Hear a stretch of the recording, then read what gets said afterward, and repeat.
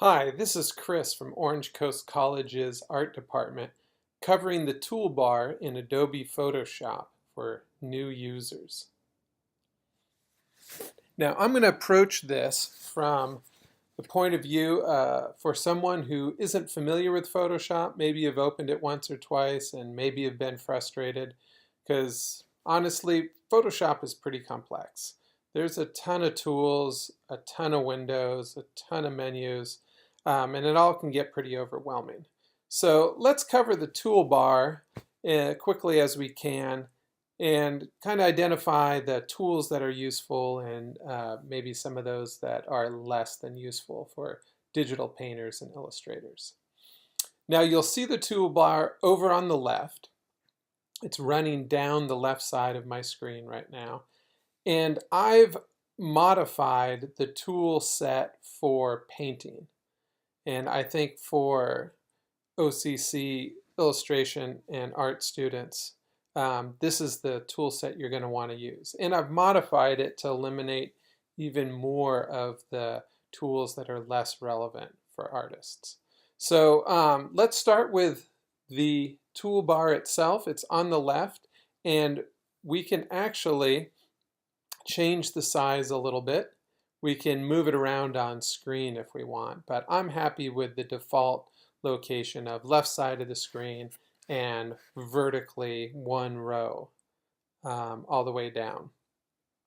And it's organized in sort of groupings. Photoshop toolbar used to always be organized, but now it's really customizable, but I'm keeping things in their familiar locations.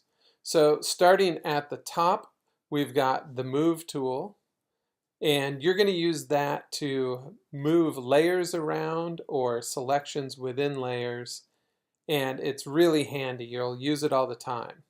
The one advanced tip I would note for you is, let's say we're making a selection and we want to move this section of this image. Now I can switch to the Move tool on the toolbar, but I'd suggest this shortcut, which is for Mac users holding down the Command key, and will temporarily have the Move tool as long as we hold down the key. And then once we let go of the key, we return to the tool that we're in this case, the Marquee tool. So that's really handy. You'll use it a lot. Stay in the tool you're in, hold down the Command key to just bring up Move while you're holding the key, and then drop it, and you go right on back. So that's pretty helpful. So I just noted the second tool down is the rectangular marquee tool. And you'll note on the toolbar there's a few buttons that have these little triangles in the lower right corner. Those have fly out menus that give you some additional options. So right now I've got it configured with the rectangular marquee tool and the elliptical marquee tool. And I can switch through those by hitting Shift M. We'll kind of cycle through those. And if I'm in another tool, I can just hit the letter M to jump there. And I know that because when I hover my arrow over the button, out comes that little tooltip that shows both the name of the tool and the hotkey to get it. So I find that I use the rectangular marquee tool 95% of the time, and the elliptical marquee tool the other 5%. And there's some other ones that you will find hidden away here in a minute that I pretty much never use. So what this does is it makes a selection of rectangular proportion, gives you a little readout there. You see a little information that's hovering near my cursor. And we can build on that by adding, we can subtract, and I'm using hotkeys here, the Shift key and the Option key, and then I hold them both together and I can get intersect. Those are pretty handy to know. And again, that's kind of an advanced user thing, but you can also get those same functions up here in the option bar, right up here. So skipping on down, we have a few more tools that make selections. This is the polygon lasso tool, and also on the menu, the freehand lasso tool. And what this allows us to do is make selections of different shapes. So freehand and polygon. I find I use the polygon tool almost 100% of the time, and the freehand tool rarely, But if you're on a tablet with a stylus, then the freehand tool becomes a lot more usable. And that's a nice thing to have for digital painters. Again, if you're in this tool and you want to hop to move, I just hold down the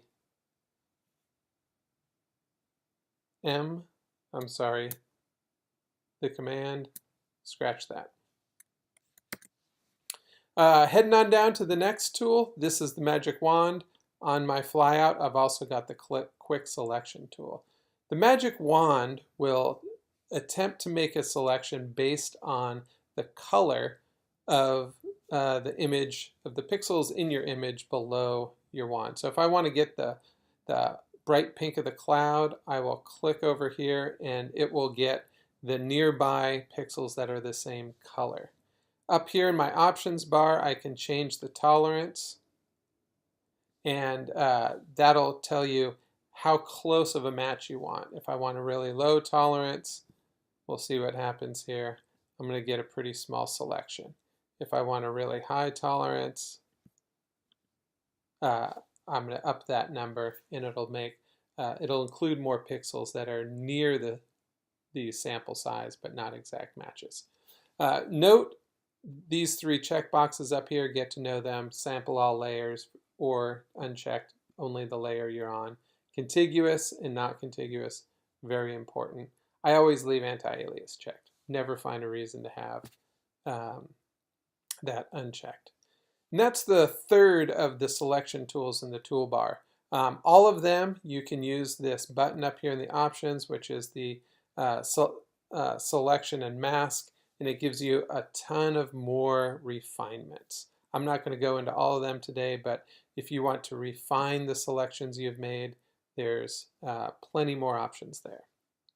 Next tool down, this is the crop tool. This is when you want to crop in and essentially resize and reduce the amount of image that you're looking for. So for example, I'm going to crop just this part of my image, and when I've made it just so, I can keep adjusting.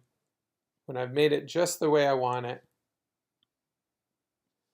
I hit enter, and that's when Photoshop knows that I'm done, and that's the crop that I want. I'm going to go ahead and undo that, but you got to remember to hit enter when you're ready to actually make the crop.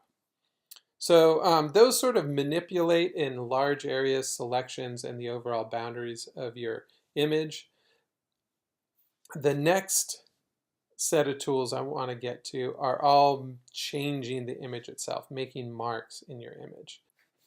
So this is the eyedropper tool, and what this does is it allows you to sample the color from any pixel in your image and add it to your foreground. So if I want to select this bright pink from that cloud and then paint with that bright pink, that's the easiest way to do it. But let me show you a shortcut. If you're in the brush tool and it's cumbersome to flip back and forth between those tools, if you hold down the Option key on Macs while you're painting, you'll get the eyedropper for as long as you hold that Option key. So I'm holding it down now, and I can select, let's say, a new color, and it drops it in my foreground color, and then I can begin painting.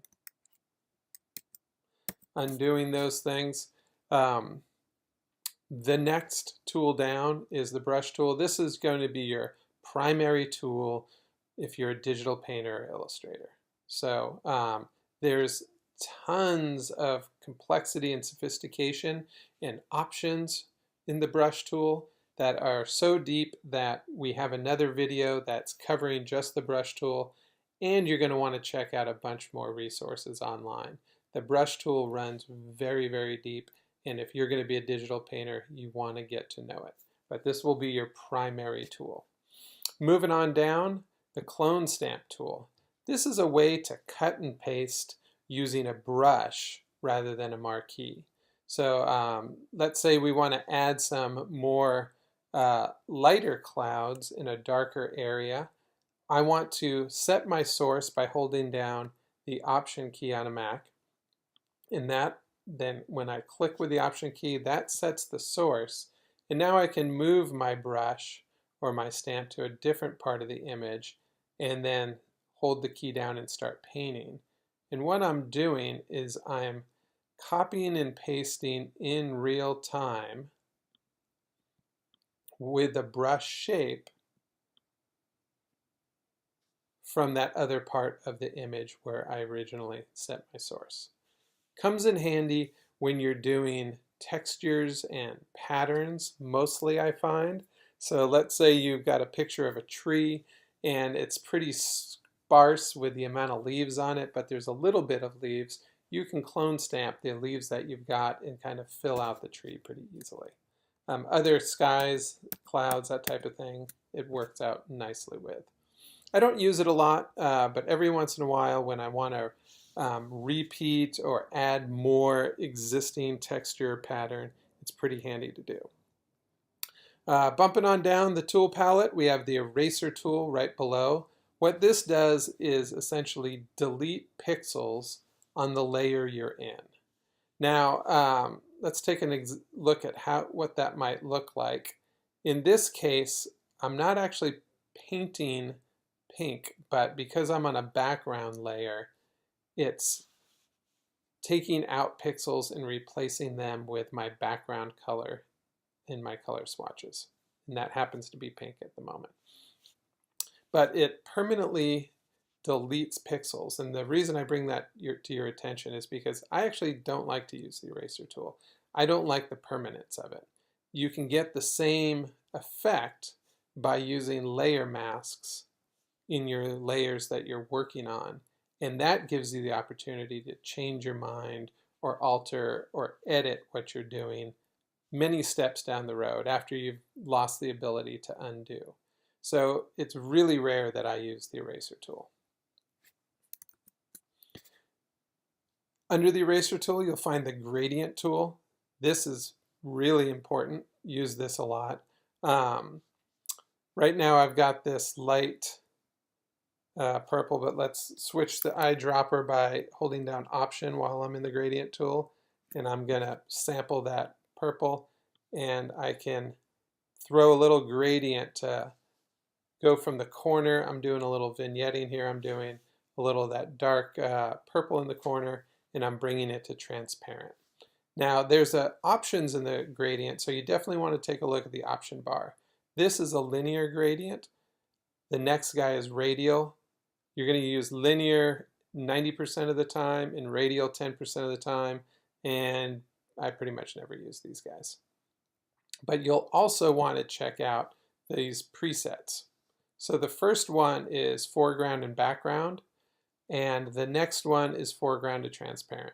Those are the ones you're going to use all the time. So you want to be able to become proficient at going up to this menu and choosing between them. All those other gradients are just preloaded suggestions from Adobe. I never find a reason to use them, so I could even just delete them and be happy with the first two. Is pretty much all I ever need. If you ever find yourself repeating the same colors, you can create your own gradient. I'm going to click on that swatch, and up comes my gradient editor, and I can save them to those swatches and return to them, but honestly I never find the reason to do that. The next three tools alter what you're working on. So we've got the blur tool, which will add a blur using a brush. You've got a smudge tool, which is kind of what you think it is. I don't use it too often. In fact, I don't use the blur tool too often, and below the sponge tool, because normally what I'll do is I'll use masks and adjustment layers rather than to use these tools for the same reason of using or not using the eraser, because these are kind of one-time shots and I can't come back and edit them later. But let's take a quick look. If I use the blur tool here on these guys up on the balcony, you can see I can add a blurred effect there. It's not that easy to control. I'd like to be a little bit more precise, so typically I'll make a selection and then I'll use menus and adjustment layers. So let's undo that. Smudge is just what you think it is. Let's smudge these guys. Whoop. It's a little bit like dragging your finger through wet paint. Again, for me, it's kind of hard to predict what's going to happen, so I don't use it all that often. And then lastly, the sponge tool. This, if you look at the option bar, does both saturate and desaturate. Don't often use saturate. Usually it's desaturate when I do use it. And you can kind of see I'm going to desaturate the sky a little bit. And again, you're able to use a brush, which is nice because of the complexity that brushes offer you. But it's not too often that I use any of these three tools. Let's undo those guys. So that set of tools is kind of what you use to make marks and make adjustments or edits to the marks that you're going to make. The next set of tools are shapes and vector tools. So the type tool I use a lot. It's great. You know, it's not as sophisticated as like InDesign's type tool, but it's 80% of that. And so I often do my type in Photoshop because it's not worth switching over to InDesign for the specialty situations most of the time. All right below this is the pen tool, and you Adobe Illustrator users are going to be very familiar with this. This whole set of vector tools are sort of imports from Illustrator. Photoshop didn't have them 15 years ago. And they're added as sort of separate set of vector tools to Photoshop, which honestly, they're not too relevant for digital painters and illustrators. If you want vector tools and you're going to do a vector illustration, go ahead and use Illustrator. It's great for that. The vector tools in Photoshop are a little kludgier than they are in Illustrator, a little harder to understand and use. However, the one thing I want to note is, remember our selection tools from up here in the tool palette. That's a bunch of different ways to make selections, but sometimes you're like, oh, if I only had the pen tool, I could really outline this thing a lot easier. So that's one great thing about having the pen tool is I actually don't use it for the shapes it makes. I use it to create a pen tool shape and then convert that to a selection. And that's when it becomes really useful for me, is the ability to make a shape that only the pen tool does well, and then convert that tool to a selection, and then make adjustments or paint on it or what have you. The flyouts from the pen tool are the ones you know from Illustrator, and it's good when you want to edit your lines and it didn't come out right the first time. You've got your usual adding and modifying of anchors and points. So that's all under there. The next one down is just lines. Again, not as useful as it is in Illustrator. Often I'll make lines just with the brush or the marquee tools, and then I'll fill them. But every once in a while, if you're making like arrows and you want to have little lines with arrowheads, that's nice. You've got the selection tools, both the path and the direct selection tool, if you know them from Illustrator. Here they are again. So you've made a path with the pen tool, and you want to use the selection tools to move them around or edit them or select points. The next one down here is the rectangle tool, which contains the flyouts for all the related shapes that you could do in vectors. Very rare that I use these shape tools in Photoshop. Typically, these things are better used in a vector illustration than they would in digital painting. But if you need them, you know where to find them. Again, not super useful, but I do keep them in the toolbar for every once in a very long while. The most often I'll use this is I'll use this polygon tool down here to make a 100-point star that gives me a perspective grid. So there is a little bit of use in there. So that's the end of the vector tools. Below that are a couple more tools to sort of manipulate the viewport for your image. So the first one is the hand tool, and this gives you sort of panning. So you click and drag, and let's zoom in a little bit. and you click and drag around, which is nice. You need it in all your programs. However, I will say rather than click on it in the tool, if I'm painting, if I'm using the brush tool here and I want to pan, I'm just going to use the hotkey for the spacebar. So I'm going to hold down spacebar and the pan tool comes up for as long as I hold the key down, and I pan over here and I let go and I'm back to my brush tool. So I usually don't click on it in the spacebar, I use the hotkey. The same thing goes for the magnifying glass. So if I want to zoom, I can go select that and then zoom in and out. However, what I'm more likely to do if I'm painting is that on a Mac, I'm going to hold down the command and the space bar, and that gives me the same thing. So that way I don't actually have to flip back and forth to the toolbar to find these tools. I'll just use the hotkey when I'm in another tool to get there. And then I should lastly call your attention to, under the hand tool, I've got the rotate view tool. So this is for if you're using a tablet, let's say, to paint, and you have a favorite direction you like to make a line, you can spin your image temporarily, because this is the best way for you to stroke that direction. And then when you're done, hit escape and you'll flip back to the regular direction. It's not like cropping, it's a temporary rotation of the canvas. So that's the tools I recommend that you get to know well.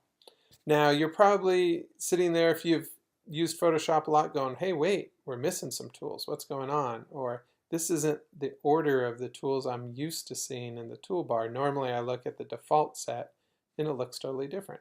And that's because we've got the opportunity here to customize. So the reason I have these tools and not the others is because look at all these other tools.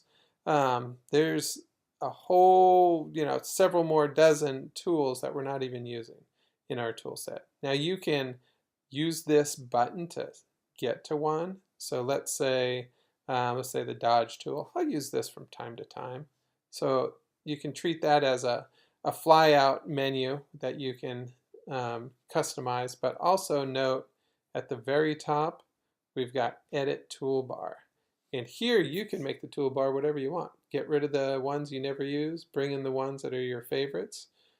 You can make the toolbar have just the tools that you find most relevant.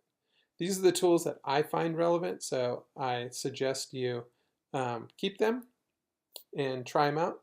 But if you've got your own setup of Photoshop at home, by all means, customize this. Now you may notice there's a few more things below here, and let's take a look at that.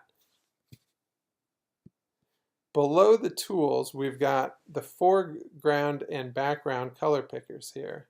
So we can click on this and it'll pop up a color picker for our foreground color. We can change that to our heart's content. Same goes for the background, which is the box in the lower right. We can make that our background color. And maybe we do that, maybe we've used it and our usefulness of that blue and that red is gone, and we kind of just want to get back to the default black and white.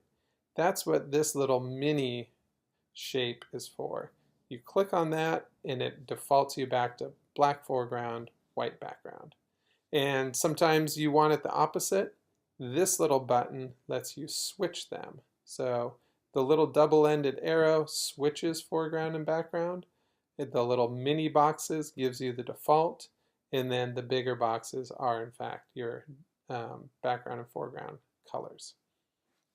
Now, I don't really use these mini buttons. A, they're small and hard to hit, but B, they've got hotkeys. So let's say we've picked some other colors here. I'm using the color palette right now to change those.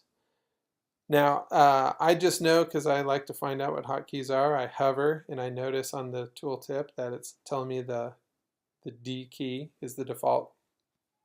So I can just hit the D key to get to black foreground, white background, and I can use the X key to switch them. And I know that for the same reason. I hover the cursor, I get the tooltip, and I note that the X key is the hotkey.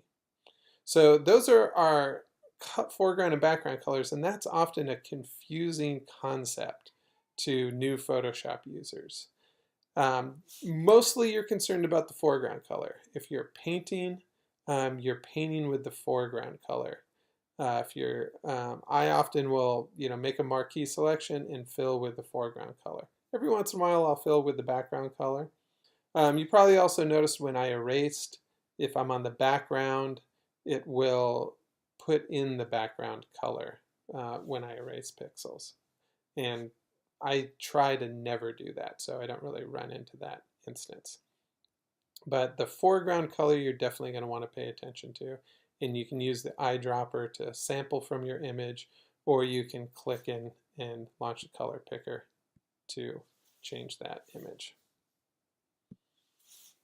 Below that, this is actually a trap. This is what it's called quick mask mode. You can enter it by just hitting the Q key. And the reason I think it's a trap is because it's kind of an advanced Photoshop user function, but it's really easy to enter that mode by hitting Q because it's right next to the tab key. And if you're used to tabbing, which gets rid of your tools in your windows, like this, I'm hitting tab right now. Right next to the tab key is the Q key, and it's easy to hit, and then you don't know what happened. How did your Photoshop just get hijacked? What quick mask mode does is it gives you another way to make selections. So I'm going to double click that, and I'll put on the color indicate selected areas. And up at the top we talked about different selection tools. We've got all these selection tools, and we've got the pen tool, which we can convert to making selections. But sometimes you want a brush tool to make a selection. And what we can do there is we can select any of our brushes we want. Here I've got a regular old round brush with a little feathered edge on it. But when I paint with it, I'm painting with this sort of transparent red color. And that actually simulates, for all you 20th century artists out there, Rubylith, which was a graphic designer's tool back in the 20th century. It was a clear red film. So if I paint with this red, and I can use any of my tools to give me this transparent red. I can change opacity, I can use all sorts of different tools. Right here I just used a really simple brush. But once I exit quick mask mode by pressing this button again, it turns what was red into a selection. And sometimes you want to use brushes to make a selection, and the best way to do that is quick mask mode. But you're not going to do it that often, and it's really easy to trigger. So if you ever start operating in Photoshop and things are not going the way you want, and you're making those transparent red marks, and you're like, why did this happen? Look down here. The only way you're going to know you're in it is because the button turned a slightly darker gray.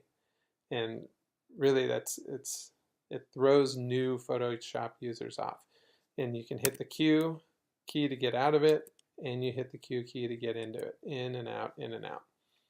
Lastly, at the end of the toolbar, let's take a look at the screen mode. Right now we're in the standard screen mode, which shows me my open windows. Up here I've got tabs where I can change between tabbed files. I can open up multiple windows and look at them together at the same time.